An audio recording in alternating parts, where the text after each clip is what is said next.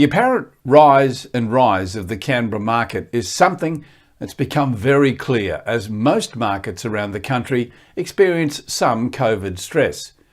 Veronica Morgan catches up with a buyer's agent colleague of hers from Canberra, Corby. She finds out exactly what's behind the Canberra good times. Claire, you're a buyer's agent who is on the ground in Canberra. Now that the coronavirus restrictions are easing, tell us what's been happening in that marketplace. You know, it's a funny market, Canberra, isn't it? Because it's a tale of two markets right now. We've got the unit market and then the freestanding home market doing quite different things. Two-speed market. So this is quite interesting, actually, and I was going to get to that, but you've jumped right into the sort of my last question, which was going to be, what is happening with new development in Canberra at the moment? Yeah, it's quite interesting. We've got cranes littering the skyline, and they have done for quite some time. And it's interesting, some of the bigger developers in town have shelved a couple of their developments too. So I think, and I hope that we're going to see a bit of a stop in this supply that's just been, full steam ahead for some time now. And especially now that we've got, tourism perhaps waning a little bit, as well as university demand. Mm-hmm. Perhaps the demand for those things are finally filtering through to those who produce this. Or maybe it's just their margins have finally dried up and they really can't find anyone to buy these things anymore. So money talks, doesn't it? Well, so was there evidence of oversupply prior to COVID-19 hitting? Yes, yeah. I think we've been a long time coming. It's been, quite some time with the redevelopment along. If you've been to Canberra and driven down that corridor of Northbourne Avenue, you will have seen how that's changed over time. So all of that now being redeveloped and those public housing units being, I don't want to say redeployed. That sounds so clinical, doesn't it? But, transferred elsewhere. Yeah. And then those pockets are being gentrified, for want of a better word. So, there's a bit of change along that corridor there. And that's definitely been in the unit market there for some time, with that higher density along that corridor, but also closer in the city and other satellite areas in town as well. So that's the sort of the unit market you're saying is really saturated by the sounds of it and not really turning over much in terms of buyer demand. And there's a two-speed market you've referred to. What's going on with houses in Canberra? Houses, it's quite a different story. We've had such low supply this year, and I know other capital cities are the same. Us buyers agents, we talk to one another, don't we? And how's it going in your neck of the woods? But this year volume is way down. Some suburbs are transacting for the whole year. We're still in single digits. Right. Yeah, enormously down. It's fallen off the cliff.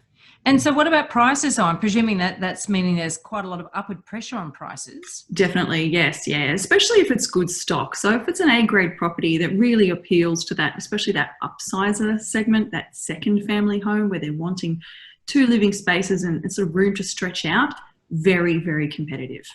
Prices are just going off. So that family segment is the most competitive? You think that there's the most demand for that type of property? I think so, especially I think, looking at the year that we've had so far as well. I mean, I think the saying of the year is because COVID. But right. People all hemmed in on top of each other. If they're in that typical 311 ex-govy type home that Canberra seems to have a lot of in its outer suburbia, then there's a lot of pressure on space. If you've been homeschooling the kids and everyone's on top of each other, having a 422, 4-bedroom, 2-bedroom, 2-bathroom, let's translate here. But maybe your viewers are better versed in that kind of lingo. But having that room to breathe and just a little bit more space, especially more living areas, there is a big demand for that. So when you say that transactions have been in single digits, and there is a difference between listings and transactions, because in other states or other cities we're hearing a lot about the off-market, the rise of the off-market transaction. Is that the same sort of thing you're seeing in Canberra? There is. I've done a few more than usual, yes, off-markets. But I think as well, just the fact that people aren't willing to move. Canberra's quite a transient town. So just not having that usual and that typical movement through our population that we might normally get in other years. I think with everyone bunkering down this year and contracts being locked in and perhaps businesses being a little less, what's the word? optimistic. Yes, yes, exactly. Yeah. So yeah, not looking to do as much hiring and movement of people that we might normally see. Perhaps people have been less willing to transact. If they've got the space and they're happy, there hasn't been that pressure for people then to move on. Whereas it's mainly I'm seeing from people that are in a smaller home looking to move up to a bigger home. Right. Okay. And so those in the larger homes, where would they normally downsize to, or are you saying that they would potentially be moving out of Canberra? Oh, potentially. Some people then get sick of it, get sick of the weather and want a coastal change. I can appreciate that. This last winter has been we're still in it, aren't we? I know I heard about -3 in the morning I've been hearing lately in terms of on the weather reports. Yeah, don't even look at the apparent temperature. That's all I can say. Oh, that's a bit miserable. Now, what are you seeing in terms of investor activity? Are you seeing any investors wanting to buy, or is it purely upgraders? Yeah, it's a bit of a mix. Personally, from working with my own clients, I know there's been sort of mixed bag. Some investors have tapped out, said, look, we're out for this. There's too much risk for us. We're not willing. And I guess Canberra does tend to attract a less or more risk averse investor client. Are you seeing any interest from interstate investors, given that there's a bit of positive media around about the Canberra property market right at the moment? Yes, yeah, definitely. There is positive sentiment around Canberra, and I think that always attracts people who might be fleeing the stomach-churning turns of Sydney and Melbourne for something a little more sedate. Yes, that safer ride. So Canberra does tend to offer that, and I think in terms of volatility, people do tend to go to Canberra for that safe market. It's a nice little place to cook your little nest egg. So what is it that makes Canberra so safe? Is it purely that there's so many public servants and safe government jobs? That is part of it as well. I think as well, just the whole culture of Canberra is a very conservative town.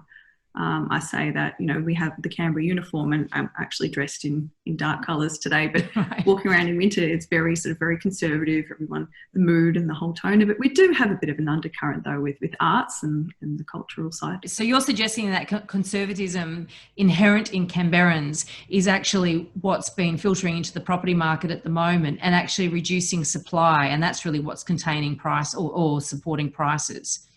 It's a combination of factors, and I think everything plays into one another as well. We can't take one thing on its own. I think as well the public service, that's definitely a big part of Canberra, but it's also part of our history and, growing up with my parents public servants, my grandparents public servants.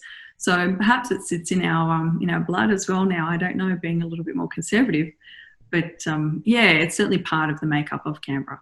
Now, what's really been interesting has been the auction clearance rate in Canberra. And last weekend, I believe it was 96%. What on earth is going on there? Yeah, it's been a bit volatile lately and up and down. And some weeks you look at the stats and think, oh my goodness, wow, that was high. But I think when you look behind the figures, as we always need to do, and see what story is actually really going on, Canberra doesn't have a lot in terms of volume. When you look compared to, say, Sydney and Melbourne, who get through quite a lot of auctions on a weekend, Canberra can be quite low, especially right now. There might only be, a handful, 40, 50 odd properties going to auction. So when you see the results of those, it can really, sway the figures one way or another. If we've got some really good A-grade properties in there, certainly we're going to see very high clearance rate, especially if they are those good quality, larger 4-bedroom, 5-bedroom, even family homes. Whereas if, some auctions might only just be the agent, that's their way of selling. We definitely have a strong auction culture for freestanding homes here in Canberra. It seems to be the preferred sale method for a lot of agents. So it just depends sometimes on the quality of the stock up that weekend, but it is a good sign and a good indication of how much it is a seller's market here in Canberra right now for homes. So when you say volatility, what would it bottom out at in this sort of current climate?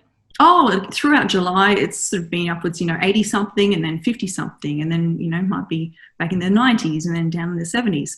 So, but overall, I think the pattern has been consistently quite high overall, sort of 80s, 90s as an ongoing trend. We had those figures again back in February.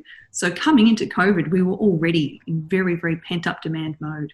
And interesting because, in other cities, we certainly in Sydney and Melbourne and Brisbane for that matter, then auctions were outlawed basically. On-site auctions were outlawed anyway. Did the same thing happen in Canberra? Yes, same thing. So that last weekend in March, everything got pulled forward to that weekend. And there were some crazy results up and down, both on that weekend, as everyone rushed to get it pulled forward. and then people took their position on one side of the fence or the other as what they thought would happen with COVID. So it certainly sounds like the same fundamentals play out in the Canberra market as they do in other cities, that, you know, really good quality stock will still march out the door. Stuff that struggles will sit around for a lot longer unless it's priced appropriately. Look, thank you so much for those insights into the Canberra market, Claire. A lot of our listeners on the podcast, the Elephant in the Room property podcast, have been asking about the Canberra market. So we will interview you and get into this in more depth very shortly. In the next coming weeks, we'll have that episode go live.